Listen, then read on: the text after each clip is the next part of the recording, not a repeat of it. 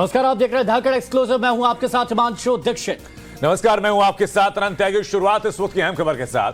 Money laundering के मामले में गिरफ्तार किए गए दिल्ली के स्वास्थ्य मंत्री सत्येंद्र जैन का बचाव करते हुए दिल्ली के मुख्यमंत्री अरविंद केजरीवाल ने कहा कि जैन एक सच्चे देशभक्त हैं और एक ईमानदार व्यक्ति हैं। उनके खिलाफ आरोप पूरी तरह से झूठे हैं। आम आदमी पार्टी के प्रमुख केजरीवाल ने आरोप लगाया कि सोमवार को प्रवर्तन निदेशालय द्वारा जैन की राजनीतिक कारणों से गिरफ्तारी की गई। उन्होंने जोर देते हुए कहा कि जैन मामले में पाक साफ साबित होंगे। बीजेपी ने आम आदमी पार्टी को घेरा और जैन पर लगे भ्रष्टाचार के आरोपों पर जवाब मांगा, लेकिन यही बात राजनीतिक पलटवार तक नहीं है, बात फैक्ट्स की है कि फैक्ट क्या कहते हैं। तो ईडी ने किस बिना पर यह कार्रवाई की और आम आदमी पार्टी का दावा क्या है, अब ये ग्राफिक के जरिए आपको सिलसिलेवार तरीके से जरा हम बताते हुए चलते हैं।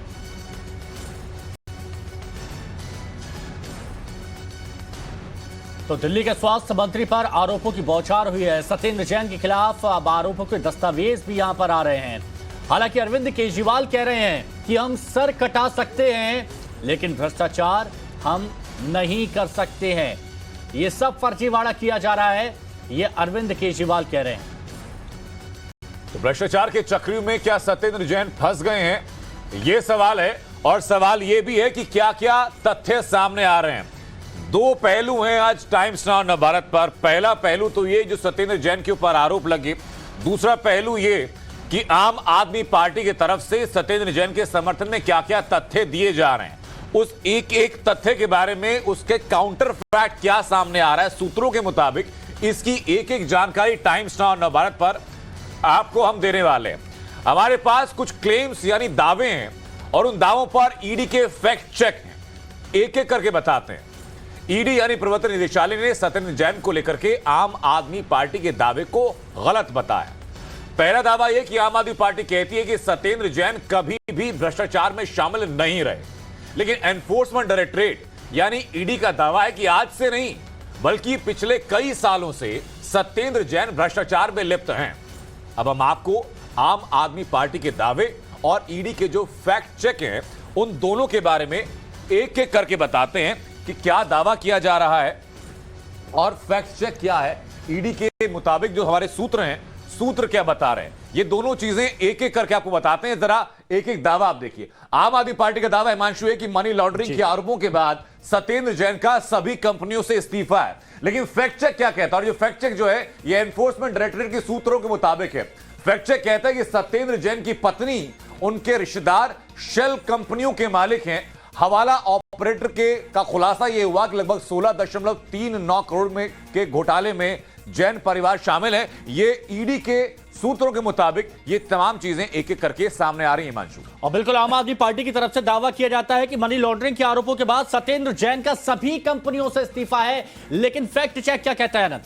फैक्ट चेक कहता है कि इंडो मेटल इंडेक्स लिमिटेड, जिसमें कि 17.82% जो शेयर हैं उनकी पत्नी पूनम जैन के नाम पर ट्रांसफर कर दिए गए।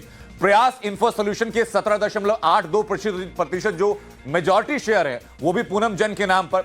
उसके बाद मंगलायतन लिमिटेड के 44.2% जो शेयर हैं वो भी जैन परिवार के नाम पर। अकिंचन डेवलपर्स लिमिटेड के 20% जो शेयर हैं वो सत्येंद्र जैन के मंगलायत लिमिटेड के नाम है। ये फैक्ट चेक कहता है। उसके अलावा जे आइडियल लिमिटेड के 52% जो शेयर है वो सत्येंद्र जैन, उनकी पत्नी और पिता के नाम पर हैं। ये ईडी के मुताबिक जो फैक्ट्स सामने आ रहे हैं, टाइम्स नाउ नवभारत आपके सामने सिर्फ सूत्रों के मुताबिक मिली हुई जानकारी सामने रख रहा है। और बिल्कुल एक एक खबर यहां पर बताया जा रहा है, लेकिन आम आदमी पार्टी की तरफ से क्या कहा जा रहा है कि जैन के खिलाफ मामले पर सीएम केजरीवाल ने यहां पर दावा किया है कि ऐसा कुछ नहीं है, पूरा मामला यहां पर फर्जी है। ये अरविंद केजरीवाल कह रहे हैं, लेकिन फैक्ट चेक जो ईडी के सूत्रों के हवाले से वो हम आपको बता रहे हैं और एक एक खबर आपको गहराई से बता रहे हैं। फैक्ट चेक कहता है कि 2016 में सहयोगी का इनकम डिस्क्लोजर स्कीम के तहत 16.39 करोड़ रुपए यानी 16 करोड़ 39 लाख रुपए का खुलासा होता है।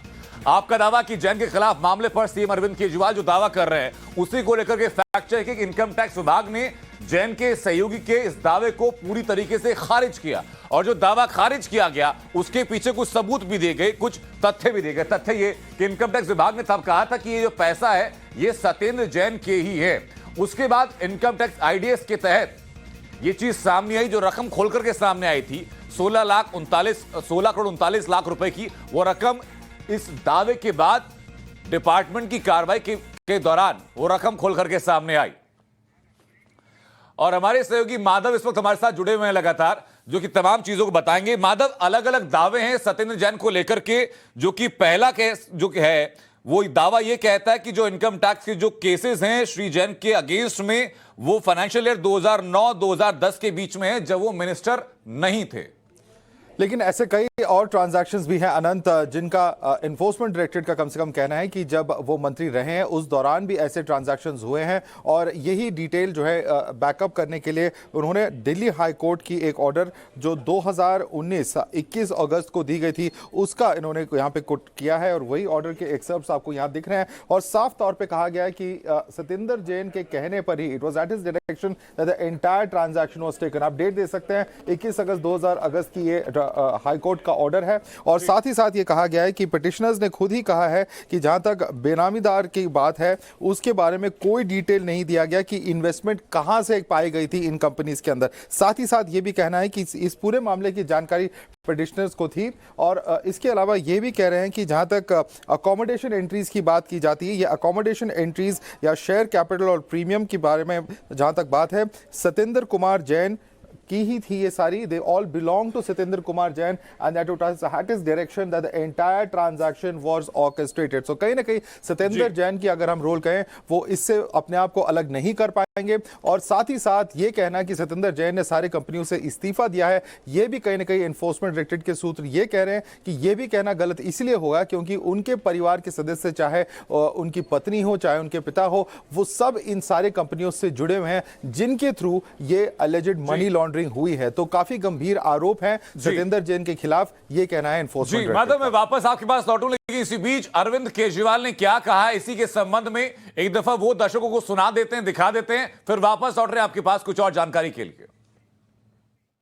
तो सत्येंद्र जैन जी के इस केस को मैंने खुद पर्सनली सारा स्टडी किया। ये बिल्कुल कंप्लीटली फर्जी केस है। बिल्कुल उनको जानबूझ के पॉलिटिकल कारणों की वजह से फंसाया गया है। तो मैं समझता हूँ सच्चाई के रास्ते पे चल रहे हैं। सच्चाई का रास्ता बहुत कठिन होता है। तो भगवान हमारे साथ है, ईश्वर हमारे साथ है, और वो बहुत जल्दी, हमें जुडिशरी के ऊपर भरोसा है और जुडिशरी न्याय करेगी और वो निकल के आ जाएंगे। और इस फर्जी केस टिकने वाला नहीं है। माधव, आपने सुना कि अरविंद केजरीवाल क्या कह रहे हैं, और वो ये ट्वीट भी कर चुके हैं कि उन्होंने खुद अपनी निजी क्षमता में ईडी ने जो चार्जेस लगाए हैं सत्येंद्र जैन के खिलाफ, उनका गहन अध्ययन किया है और वो बेबुनियाद हैं, वो पूरी तरीके से गलत हैं।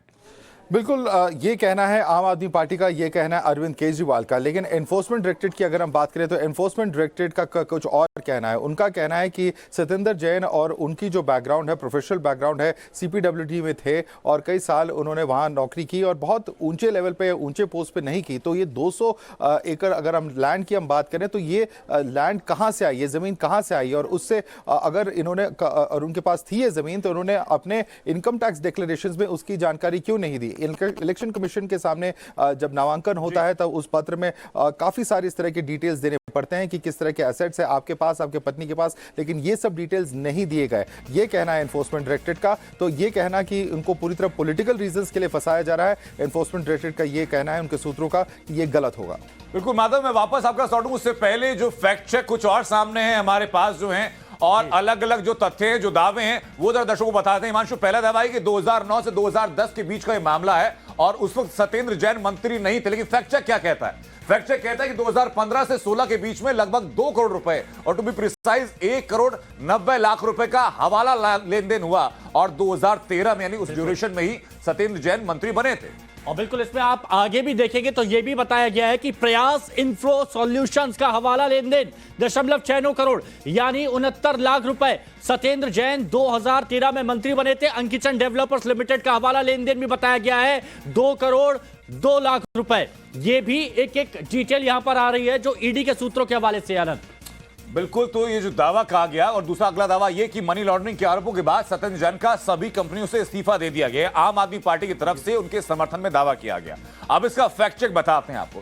फैक्ट चेक कहता है कि हवाला ऑपरेटर के द्वारा खुलासा किया गया, जो कि ईडी के हमारे सूत्र बता रहे हैं, और वो खुलासा कहता है कि 16 करोड़ से ज्यादा की जो रकम है उसका लेन देन किया गया। 2013 में जब मंत्री बने थे उसके बाद जैन परिवार इसमें शामिल हुआ।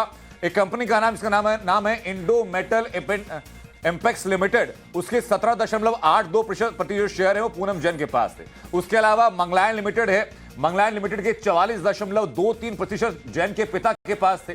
अकिंचन डेवलपर, जिसकी बात पहले हिमांशु ने भी की थी, अकिंचन डेवलपर लिमिटेड है, उसके जो शेयर थे उसकी भी मेजॉरिटी स्टॉक होल्डिंग जो थी, बिल्कुल, ये बात तो यहां पर सामने आ रही है। लेकिन अरविंद केजरीवाल क्या कह रहे हैं ये आपको यहां पर समझना होगा। अरविंद केजरीवाल कह रहे हैं कि मैंने सत्येंद्र जैन के सारे कागज खुद देखे हैं, सारे आरोप फर्जी हैं, ये अरविंद केजरीवाल कह रहे हैं। और ये भी कह रहे हैं कि अगर उनके मामले में 1% भी सच्चाई होती तो मैं खुद सख्त एक्शन लेता। इन्होंने मुझ पर भी कई झूठे केस किए, रेड कराई, लेकिन कुछ नहीं मिला।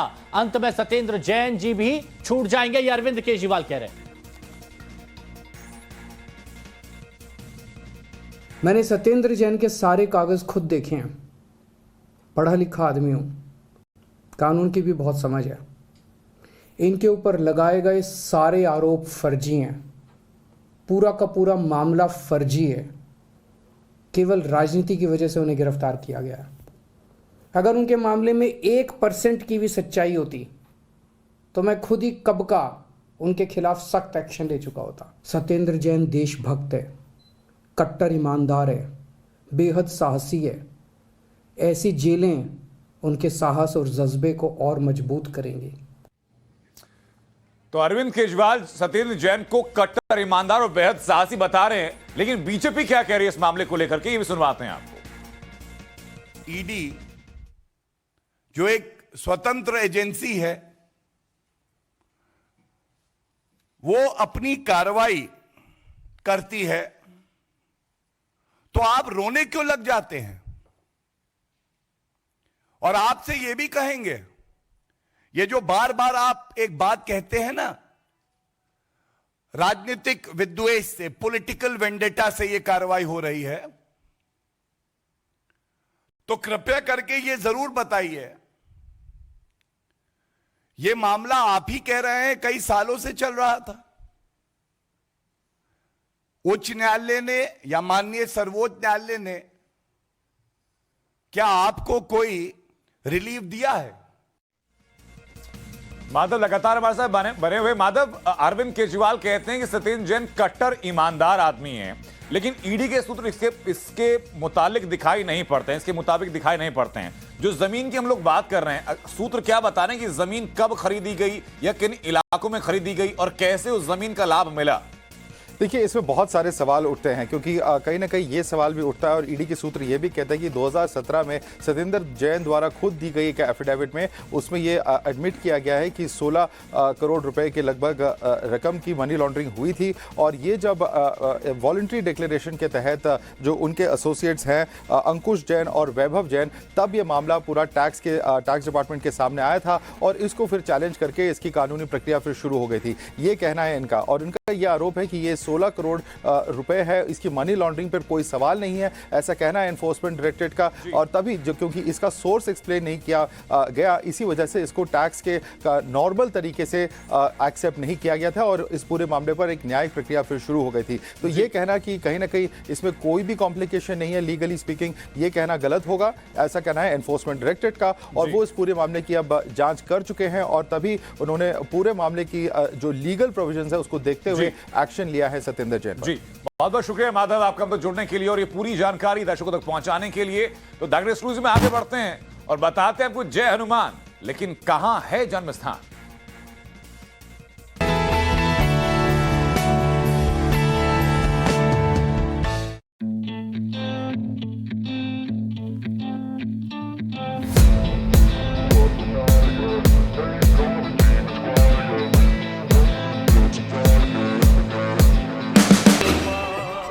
हनुमान पर आखिर ये कैसा विवाद है? ज्ञानव्यापी की बहस के बीच में देश भर में ये चर्चा इतनी तेज क्यों है?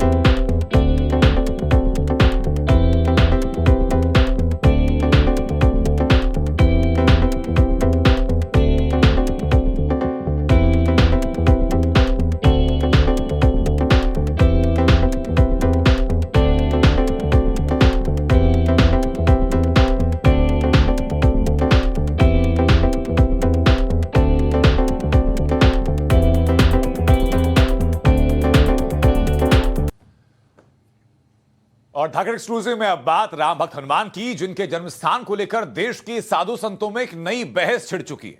बहस यह कि अंजनी पुत्र हनुमान का जन्म भारत के किस राज्य में हुआ, कहां पर हुआ, और इसी बहस में नतीजे तक पहुंचने के लिए नासिक में धर्म संसद बुलाई गई और उस धर्म संसद में क्या कुछ हुआ वो बताएंगे आपको।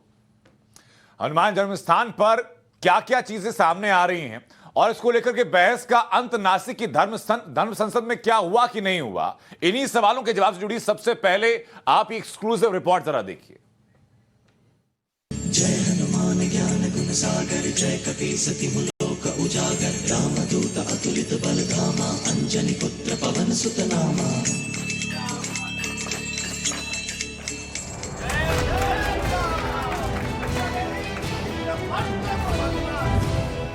हनुमान चालीसा और लाउडस्पीकर विवाद के बीच महाराष्ट्र के नासिक के अजनेरी गांव में एक धर्म संसद बुलाई गई।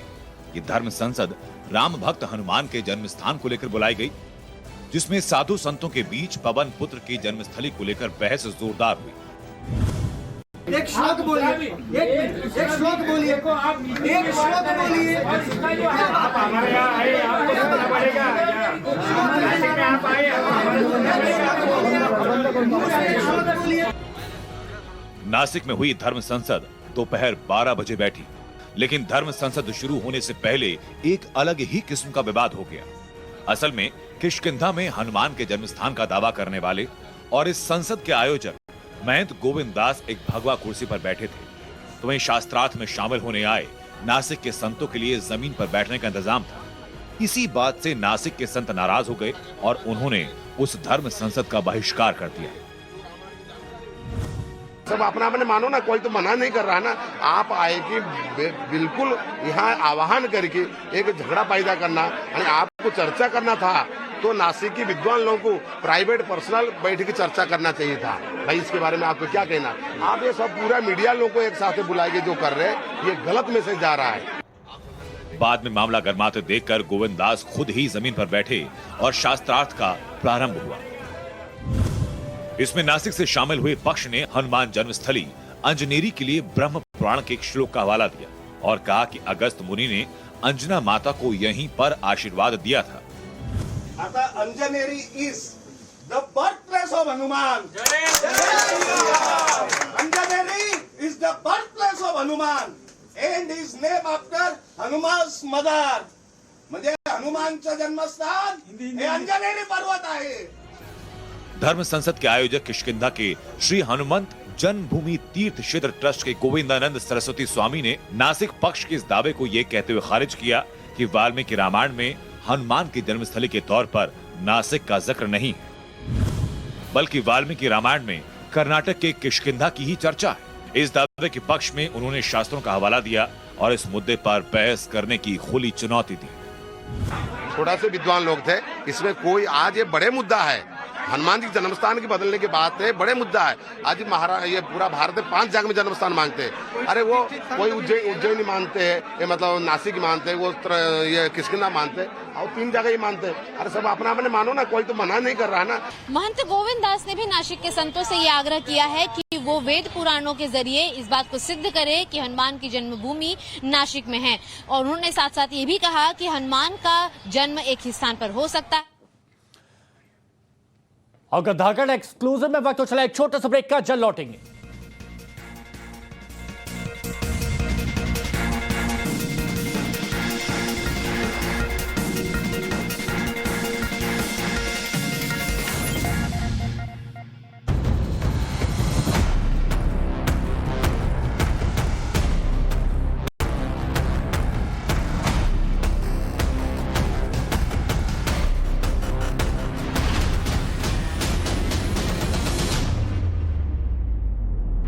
ये फव्वारा है, कहाँ से फव्वारा है ये? ये फव्वारा है? वो तो पब्लिक देखेगी फव्वारा है कि शिवलिंग है। मस्जिद के अंदर ज्ञानवापी सबूत पर कानाफूसी। अजय मिश्रा जी, कल इसको फव्वारा कह ये फव्वारा है, कहाँ से फव्वारा है ये? आज भी कह रहे हैं, आज भी कह रहे हैं ये फव्वारा है। ये फव्वारा है? आज भी कह रही है फव्वारा। वो तो पब्लिक देखेगी फव्वारा है कि शिवलिंग है। हमारे आप वोट कीजिए, हमारी बात मत कीजिएगा ना। वो कह रहे हैं इससे उसको हमको जवाब दे। ठीक है, आपका मिल जाएगा। क्या करना है? वो कह रहे हैं फव्वारा नहीं है, कह रहे फव्वारा है। हम क्या है? ये कमिश्नर साहब क्या कहूँगा बनाए रही है। स्टेटमेंट को नोट करने स्टेटमेंट नोट नहीं है, मैं दूसरी देता हूं, या कोई भी कुछ नहीं बोलेंगे। अभी भाई नहीं बोलेगा। सबूत पर किसने क्या बात कही, कौन चुप हो गया? आप ऊपर के हिस्से को आर्कियोलॉजिकल सर्वे या एक्सपर्ट रिमूव तक करके देख सकते हैं कि रिमूव करने के बाद कोई कल्पना के लिए कोई गुंजाइश ना रहे कि ये पूर्णतः शिवलिंग सामने निकल के आता है या नहीं आता है, पर नजर आ रहा है कि आएगा। मेरी ऑर्गेनाइजेशन ने ये फैसला किया है कि ये मैटर सब जुडिस है, इसके ऊपर कोई डिस्कशन नहीं किया जाएगा। ज्ञानवापी न्याय की दर पर उन्हें दिखा मजहबी डर। अगर जेल भरो आंदोलन नहीं चला सकते तो मैं बताता हूँ, यके बाद दीगरे तुम्हें गिरफ्तार भी किया जाएगा, तुम्हारे साथ कार्रवाई भी की जाएगी, बुलडोजर भी चलाए जाएंगे। अगर इन तकलीफ से बचना है तो एक बार तकलीफ उठाओ। औरंगजेब की क्रूरता का प्रमाण उन्हें दिखा धर्म पर वार। हमारी इस तहरीक में, हमारी इस जस्तजू में और हमारी इस लड़ाई में एक ही खेमा होगा, और वो खेमा होगा हिंदुस्तान का और हिंदुस्तान के मुसलमानों का। काशी मथुरा के नाम पर भड़काऊ गैंग काम पर। अरे बाबरी मस्जिद चले गई तो क्या आप ज्ञानवापी भी जाने देंगे आप? वीडियो सबूत पर चुप्पी, धर्म के नाम पर धमकी। मुसलमानों घबराओ मत, डरो मत मेरी बहनों। शिरीन बाग में जो आपने काम किया उसने दुनिया को हिलाया। तो धागड़ एक्सक्लूसिव में अब बात ज्ञानवापी मस्जिद की। ज्ञानवापी के अंदर का एक्सक्लूसिव वीडियो कल आपको हमने दिखाया था। यह वीडियो तब का था जब कोर्ट कमिश्नर अंदर वीडियोग्राफी करने के लिए अपनी टीम के साथ गए। और बिल्कुल तब की तस्वीरें आपने टाइम्स ऑफ भारत पर कल देखी थी, लेकिन कोर्ट कमिश्नर की टीम हिंदू पक्ष और मुस्लिम पक्ष उस दरमियान तस्वीरों को देखकर क्या कुछ बोल रहे थे, वो बातचीत आपने नहीं सुनी होगी। वजूखाने से लेकर तहखाने तक की बातचीत आप सुनिए और खुद सोचिए कि ज्ञानवापी मस्जिद में मंदिर के निशान हैं या नहीं।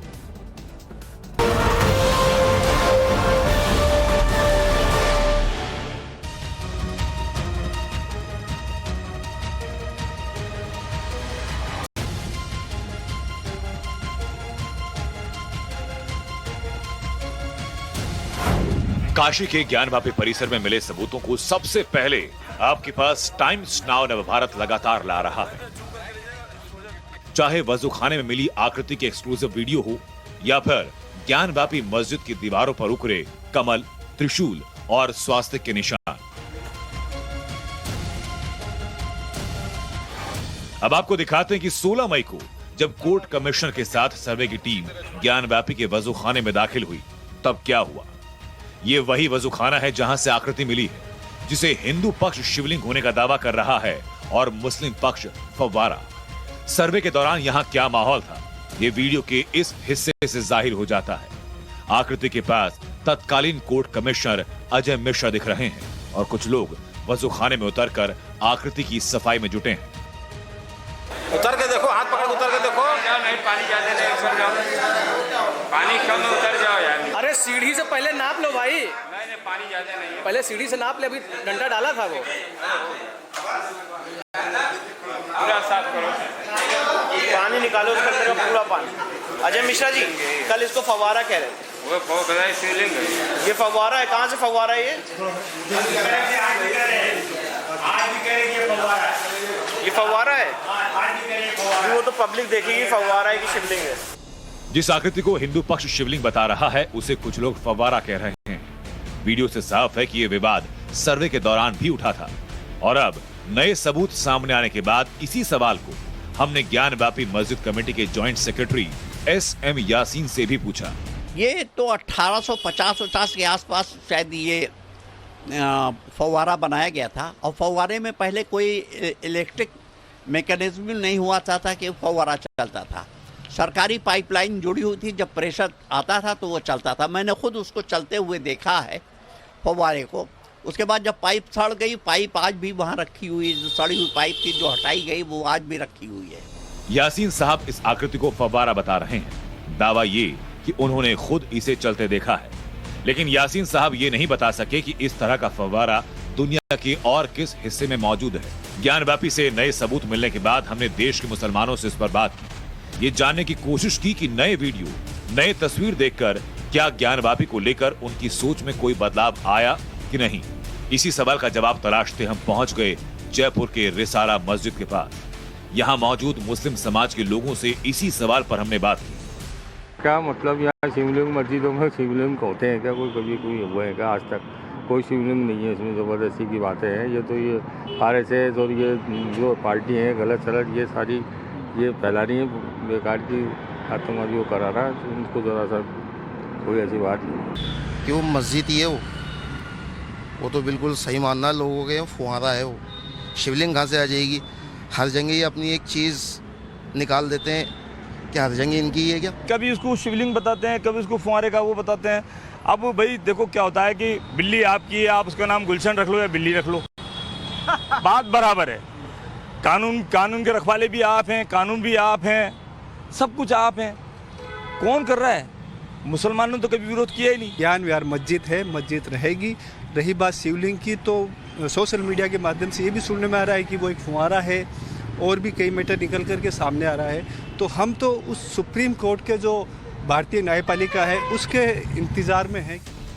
ज्ञानवापी के नए वीडियो सामने आने पर जयपुर के मुसलमानों का रुख तो आपने जान लिया, लेकिन उनके धर्मगुरु तो नए सबूतों के सामने आने के बाद मानो नया इतिहास गढ़ रहे हैं।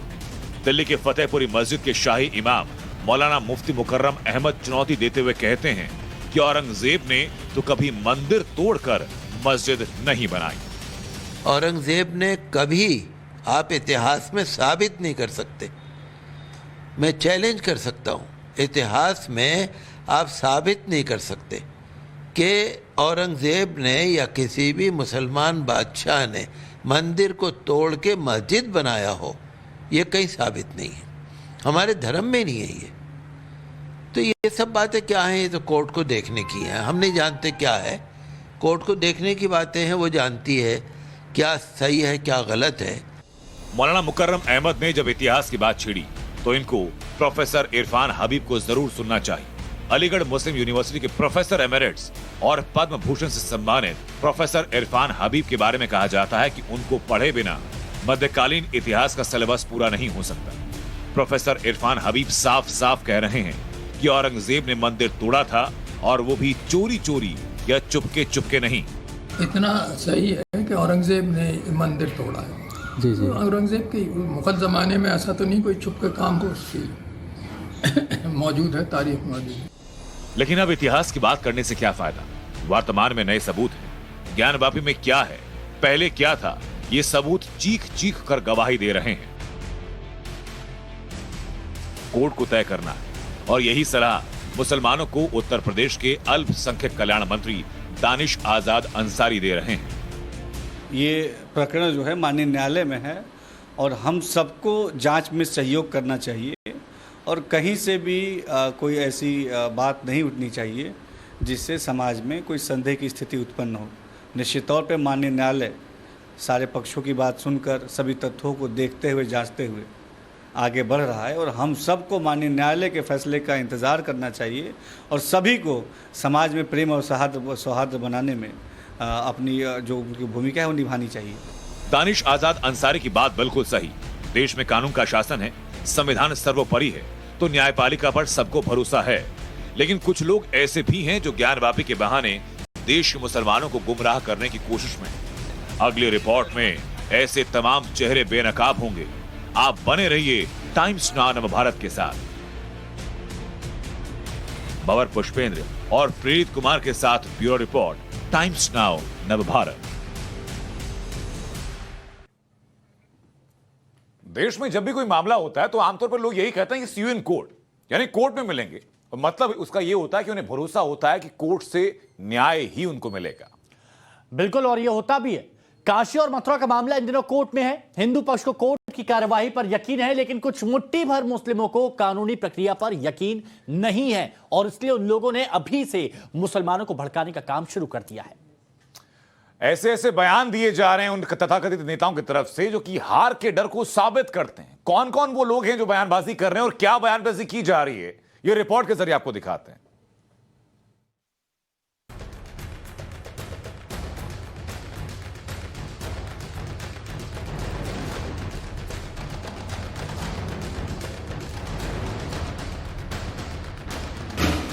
काशी और मथुरा को लेकर देश में कुछ लोगों का इतिहास कमजोर है। कुछ लोगों को इतिहास के पन्ने भी सच्चे नहीं लगते। ऐसे लोग खुद को सच्चा मुसलमान कैसे कहते हैं? अभी ना तो काशी पर कोई ऑर्डर आया, ना ही मथुरा पर कोई फैसला हुआ, लेकिन कुछ गिनती के मुस्लिम नेता और धर्म गुरु अभी से जहर उगलने लगे हैं। ये हैं मौलाना तौकीर रजा। कहने को तौकीर रजा मौलाना है, लेकिन उनकी जुबान से अल्लाह की इबादत की जगह अपने ही धर्म के लोगों को उकसाने की बातें निकलती हैं। मौत से तो कोई बचा नहीं है, मौत तो बहरहाल आनी है। ये और बात है कि मौत कैसे आनी है, जान कैसे देनी है, खौफ के साथ देनी है, मजबूरियों के साथ देनी है, या मैदाने अमल में मर्दों की तरह जान देनी है। मौलाना तौकीर रजा को बीते रविवार को दिल्ली में इंडियन मुस्लिम इंटेलेक्चुअल मीट यानी बौद्धिक सम्मेलन में भाषण देने के लिए बुलाया, लेकिन यहाँ तो तौकीर साहब ने मरने मारने की बात कर डाली। मौलाना तौकीर की तकरीरों से ऐसा ही लगता है कि कानूनी प्रक्रिया पर उनको भरोसा नहीं। उन्हें ज्ञानवापी पर कोर्ट में चल रही मुस्लिम पक्ष की दलीलों पर यकीन नहीं, और शायद इसलिए मौलाना साहब सिर काटने और कटवाने की बात कर रहे हैं। मौलाना तौकीर रजा 20,000 नौजवानों को सिर पर कफन बांधने को कह रहे हैं। अगर जल भरो आंदोलन नहीं चला सकते तो मैं बताता हूं, यके बाद दीगरे तुम्हें गिरफ्तार भी किया जाएगा, तुम्हारे साथ कार्रवाई भी की जाएगी, बुलडोजर भी चलाए जाएंगे। अगर इन तकलीफ से बचना है तो एक बार तकलीफ उठाओ, एक बार तकलीफ उठाओ, इंशाअल्लाह इन तमाम तकलीफ का हल हो सकता है। सरों की अहमियत हुआ करती थी एक जमाने में, जब सर काट के और सर कटा के हुकूमत हासिल की जाती थी। सरों की आज भी अहमियत है। पहले सर काटना पड़ता था, कटाना पड़ता था, आज सर दिखाना पड़ता है। अगर सर दिखाओगे तुम्हारी सुनी जाएगी, तुम्हारी मानी जाएगी। हिम्मत करनी पड़ेगी। दिल्ली में हुए मुस्लिम इंटेलेक्चुअल समिट में मौलाना ही नहीं बल्कि कई बड़े मुस्लिम नेता भी पहुंचे। ऐसे नेता जिनका सियासी रसूख है। दिल्ली के पार कॉरिडोर में कभी कद्दावर मंत्री हुआ करते थे, तो किसी ने दशकों तक जन्नत पर राज किया। फारूक अब्दुल्ला साहब पहले से ही जम्मू कश्मीर से आर्टिकल 370 हटाने के मुखर विरोधी रहे, तो अब जब ज्ञानवापी और मथुरा केस में कोर्ट में है, तब फारूक साहब मुस्लिमों से एकजुट होने का राग अलाप रहे हैं। कोई शिया है, कोई सुन्नी है, कोई बरेलवी है, कोई देवबंदी है, कोई अल्लाह वाला है। अरे यार मैं हैरान होता हूँ, खुदा एक, कुरान एक, काबा एक, नबी एक, और फिर हम में ये झगड़े कैसे मुकाबला करोगे? जब तक पहले ये अंदरूनी झगड़ों को मिटाने की कोशिश नहीं करोगे। मुसलमानों घबराओ मत, डरो मत मेरी बहनों। शिरीन बाग में जो आपने काम किया उसने दुनिया को हिला दिया। ज्ञानवापी का सर्वे क्या हुआ? वहां से मंदिर के प्रमाण क्या मिलने लगे? फारूक अब्दुल्ला को शाहीन बाग याद आने लगा। सवाल ये कि क्या वो मुस्लिमों को ज्ञानवापी पर शाहीन बाग जैसे हालात पैदा करने के लिए उकसा रहे हैं? ये बदलेगा, ये निजाम बदलेगा। मैं आपको, मेरा दिल ये गवाही देता है, ये निजाम बदलेगा, मगर जब हम में वो जुर्रत, हिम्मत और सब्र होगा। अल्लाह अपने वक्त करेगा, मगर हम लोगों को सिर्फ अल्लाह की तरफ नहीं देखना है। बस तुम कब आओगे, कब करोगे? नहीं, वो नहीं करेगा जो यहां इसने बयान किया था, जब तक तुम अपने लिए खुद खड़े नहीं होगे। हाँ, ये नहीं करना, मैं तलवारें नहीं उठा, माफी मांगता हूं, उससे ये लगेगा कि हम अपने ही वतन के खिलाफ जहाद लड़ रहे हैं। फारूक अब्दुल्ला लड़ने की बात कर रहे हैं, किससे? सरकार से या फिर कोर्ट से? क्योंकि ज्ञानवापी का मामला कोर्ट में है और सरकार उसमें कहीं भी पक्षकार नहीं है। तो क्या फारूक अब्दुल्ला कोर्ट के खिलाफ आंदोलन खड़ा करने के लिए उकसा रहे हैं? Bureau report, times now Navbharat.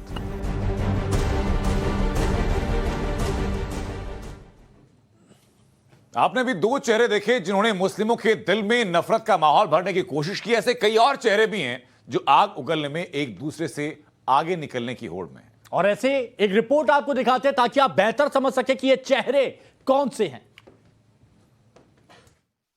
में अगर हम खेमों में बटे रहेंगे आने वाली लड़ाई पे, और आने वाली लड़ाई बहुत शदीद लड़ाई होगी, उसमें अगर हम खेमों में बटे रहेंगे और ये हम समझेंगे कि इसका सेहरा किसके सर बंधेगा, तो फिर हम कामयाब नहीं हो पाएंगे।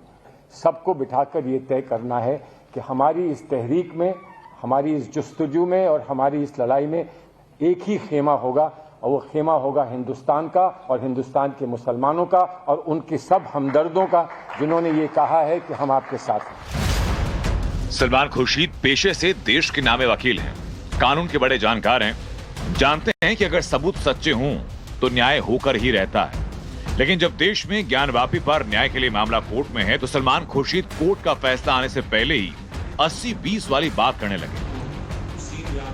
इंडियन मुस्लिम इंटेलेक्चुअल मीट में सलमान खुर्शीद को भी बोलने का मौका मिला, जहां उन्होंने ऐसी बात कर दी जिसकी उम्मीद किसी भी राष्ट्रवादी मुसलमान को नहीं रही होगी।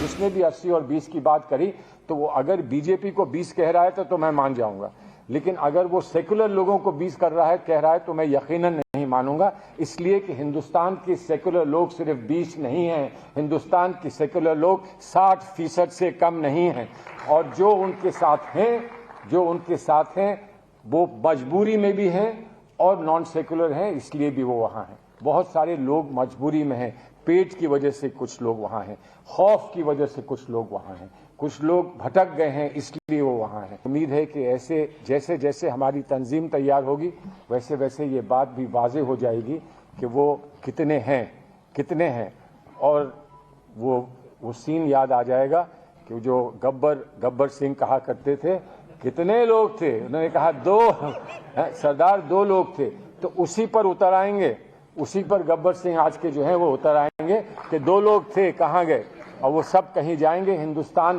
फिर कामयाब होगा। इन बयानों से लग रहा है कि मुस्लिम नेता देश में ऐसा नैरेटिव सेट करने की कोशिश कर रहे हैं जिससे देश की गंगा जमुनी तहजीब छिन्न भिन्न हो जाए। खुद को मुसलमानों का पैरोकार कहने वाले तथाकथित मुस्लिम हितैषी आम मुसलमानों में नफरत फैलाने का काम कर रहे हैं। ये डर, ये खौफ, ये भय जिसका जाल फेंका जा रहा है, इससे डरने की कोई जरूरत नहीं है। मुसलमान डरता है सिर्फ अल्लाह ताला, इसके और कोई बात नहीं डरता। और मौत तो बरस है, जिसे आना है उसे आएगी। अजीज कुरैशी उत्तर प्रदेश के राज्यपाल रह चुके हैं, मुसलमानों के बौद्धिक सम्मेलन में आए थे, लेकिन बौद्धिक बातें करने के बजाय वो मौत और डर की बातें करने लगे। मैं चाहूंगा कि सबसे पहले मुसलमान अपने आप में एक लीडर को चुने हिंदुस्तान में, जो इसकी आवाज पर पूरी कौम खड़ी हो और 20 करोड़ लोग मुतासिर हो और उनकी ताकत लोगों को दिखाई दे। और अब सीधा रुक